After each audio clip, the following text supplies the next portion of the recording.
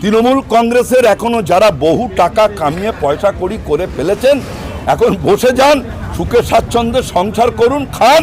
আপনারা যদি তৃণমূলে আগামী দিনে আরও লোভের জন্য যান, আপনাদের পরিণতি এদের মতো হবে। তৃণমূল কংগ্রেসকে খুন করছে।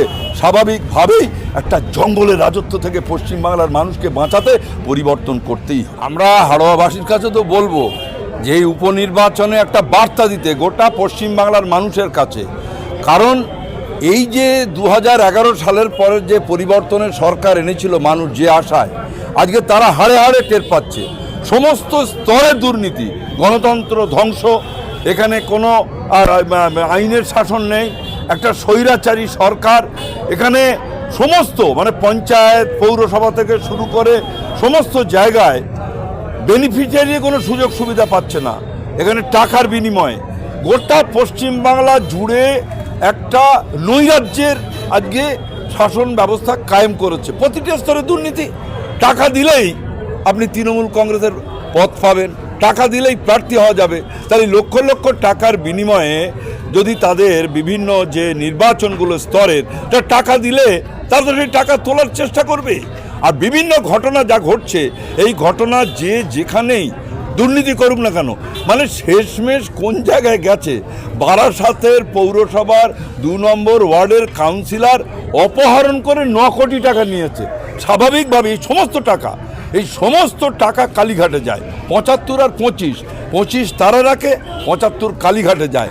যার জন্যে এই যে স্বাস্থ্য দুর্নীতি বলুন, শিক্ষায় দুর্নীতি বলুন, যে কোনো জায়গায় দুর্নীতি, এই সন্দীপ ঘোষেরা সহ জ্যোতিপ্রিয় মল্লিক থেকে শুরু করে, অনুব্রত মণ্ডল থেকে শুরু করে, পার্থ চট্টোপাধ্যায় থেকে শুরু করে সমস্ত ওরা যা দুর্নীতি করেছে, সমস্ত দুর্নীতির টাকা কালীঘাটকে ভাগ দিতে হয়েছে। উনি জানেন না আরজি করের এই ঘটনা ঘটছে।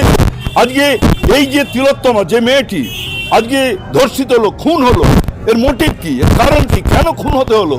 এই তিলোত্তমা 36 ঘন্টা ডিউটি করা অবস্থায় একটা নামজাদা হসপিটালে, ওই হসপিটালের মধ্যে তার ডিউটি করা অবস্থায় তাকে ধর্ষিত হতে হলো, তাকে খুন হতে হলো। তার কারণ একটাই, এই প্রাক্তন যে প্রিন্সিপাল তার কাছে গিয়ে বলেছিল যে নিম্নমানের ওষুধ, কারণ সে চিকিৎসা করছে, যে ওষুধ আজকে গরিব মানুষ ওই হসপিটালে চিকিৎসার জন্য যাচ্ছে, সেই ওষুধগুলো দিচ্ছে, সে দেখতে পাচ্ছে যে কোনো কাজ হচ্ছে না। নিম্নমানের ওষুধ, লক্ষ লক্ষ টাকা গরিব মানুষের ওষুধ পাচার হয়ে যাচ্ছে।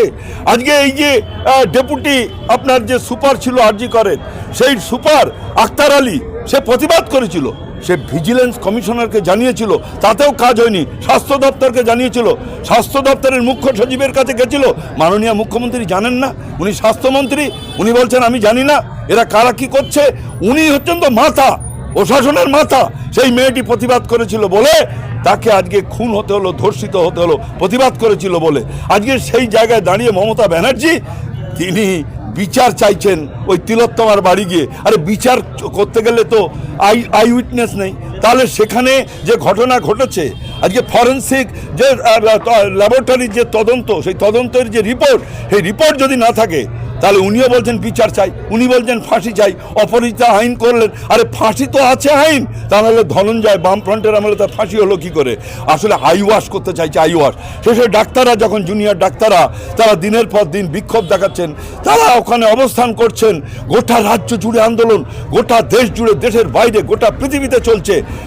উনি স্বাস্থ্য ভবনের সামনে এসে বললেন, তোমরা আমার ছোট ভাই বোন, এই ঝড় বৃষ্টিতে তোমরা এখানে রয়েছো, তোমরা উঠে যাও, তোমাদের জন্য কষ্ট হচ্ছে, আমিও বিচার চাই।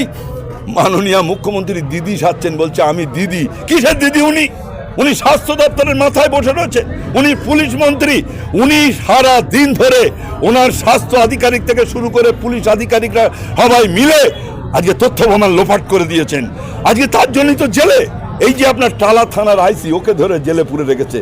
তাহলে মাথায় কে? মাথায় ছিল আপনার ওই বিনীত গোয়েল, তা বিনীত গোয়েলের মাথায় কে? পুলিশ মন্ত্রী আজকে মমতা ব্যানার্জি। তাহলে তাকে মাথা টানা হচ্ছে না কেন? কেন সিবিআই তাকে ধরছে না? আসলে এই ঘটনার সব কিছু, যা কিছু মূলে হচ্ছে মাননীয় মুখ্যমন্ত্রী। আজকে উনি স্বাস্থ্যমন্ত্রী, উনি পুলিশ মন্ত্রী, সমস্ত দপ্তরকে দিয়ে সমস্ত তথ্য প্রমাণ লোপাট করে আজকে উনি বলছেন আমি বিচার চাই, ফাঁসি চাই। আর অভিষেক ব্যানার্জি বলছেন এনকাউন্টার করে দিতে হবে। আজকে যা দুর্নীতি হচ্ছে তার দায় ওনাকে নিতে হবে। স্বাভাবিকভাবেই যা পশ্চিমবাংলায় চলছে, ওনার মন্ত্রী, ওনার প্রাক্তন খাদ্যমন্ত্রী জেলে, ওনার প্রাক্তন শিক্ষামন্ত্রী জেলে, শিক্ষাক্ষেত্রে দুর্নীতি, ভুয়ো শিক্ষক, আজকে ওই আর্জি করে ডাক্তার 12 লাখ 14 লাখ টাকার বিনিময়ে ডাক্তার তৈরি করছে। এই ডাক্তাররা আগামী দিনে আপনারা এই যে ছোট ছোট আপনারা যা সাংবাদিক, আমাদের উত্তরাধিকার, এইসব ডাক্তার যা তৈরি হচ্ছে, আমাদের তো শেষ বয়স, আপনারা কোথায় যাবেন? কোন নারী কাটবে আপনাদের পরিবারের? ভুয়ো ডাক্তার, ভুয়ো শিক্ষক, গোটা পশ্চিম বাংলাটাকে মাননীয় মুখ্যমন্ত্রী, তার দল, তার প্রশাসন ধ্বংস করে দিচ্ছে, ধ্বংস। এই যে পুলিশ প্রশাসন, কেন এদের মাইনের টাকায় হাত দিতে হয় না? এরা মাইনের টাকা তুলে রাখে, এ ডবল তোলাবাজি করে খায়। অর্থাৎ গোটা পশ্চিম বাংলার যুব সমাজকে ধ্বংস করে দিয়েছে, সমাজ ধ্বংস করে দিয়েছে, শিক্ষা ব্যবস্থা ধ্বংস করে দিয়েছে, স্বাস্থ্য ব্যবস্থা ধ্বংস করে দিয়েছে। স্বাভাবিকভাবেই এই হাড়োয়া উপনির্বাচন সহ 6টা কেন্দ্রে পশ্চিম বাংলার মানুষকে শিক্ষা দিতে হবে। এর সরকার চলে যাবে না, সরকারের পরিবর্তন হবে না, কিন্তু বার্তা দিতে হবে, এনাফ ইজ এনাফ, আর একে রাখা যায় না। কেন খুন হচ্ছে? এই যে আপনার বসিরহাটের খুঁজে পাওয়া যাচ্ছে না, এক সাংবাদিক আমার প্রশ্ন করছে যে বসিরহাটের উত্তরের বিধায়ক, তাকে খুঁজে পাওয়া যাচ্ছে না, নিখোঁজ হয়ে গেছে। নিখোঁজ হয়ে গেছে, তার খোঁজার কি দরকার? পোস্টার দেওয়ার দরকার কি? পুলিশ মন্ত্রী তো হচ্ছে মমতা ব্যানার্জি, তাকে বলো, লালবাজারকে বলুক, সিআইডিকে বলুক, গোয়েন্দা বিভাগকে বলুক, ওই এমএলএকে খুঁজে দিক। আর তাছাড়া উনি তো নিখোঁজ হয়েছে, এখন দেখি পাওয়া যাচ্ছে। কিন্তু গোটা পশ্চিম বাংলা জুড়ে তৃণমূলের যে গোষ্ঠীদ্বন্দ্ব, এক গোষ্ঠী আর এক গোষ্ঠীকে খুন করছে। আমরা যদি আমাদের উত্তর 24 পরগনা জেলায় দেখি, আমাদের ওই যে পানিহাটির আজকে কাউন্সিলর খুন হয়ে গেল, নৈহাটির জাকির হোসেন খুন হয়ে গেল, তৃণমূলকে খুন করছে। আপনার গোপাল মুখার্জি, আপনার বিকাশ বসু, তারা কোথায়? ব্যারাকপুরে। কে বলছে? এই যে সোমনাথ শ্যাম, সে জগদ্দলের বিধায়ক, অন ক্যামেরা বলছে। তখন অর্জুন সিং ওই রয়েছে তৃণমূলে, বলছে আমার কাছে হলুদ ফাইল রয়েছে, এইসব খুনের পিছনে রয়েছে অর্জুন সিং, তৃণমূলের নেতা। আজকে এই যে আমাদের আমডাঙ্গার যে বিধায়ক, মানে প্রধান, আমডাঙ্গার যে পঞ্চায়েতের প্রধান, একদম কান্দেপুর হাটে জনগণের সামনে তার দলের লোক বোম মেরে খুন করে দিল। এই হাড়োয়া বিধানসভার অভ্যন্তরে কীর্তিপুর 2 আজকে জেলা পরিষদের সদস্য মতিউর রহমান, তাকে সুপারি কিলার দিয়ে গাড়ির অ্যাক্সিডেন্টের নাম করে তাকে খুন করে দিয়েছে। আর কত বলবো?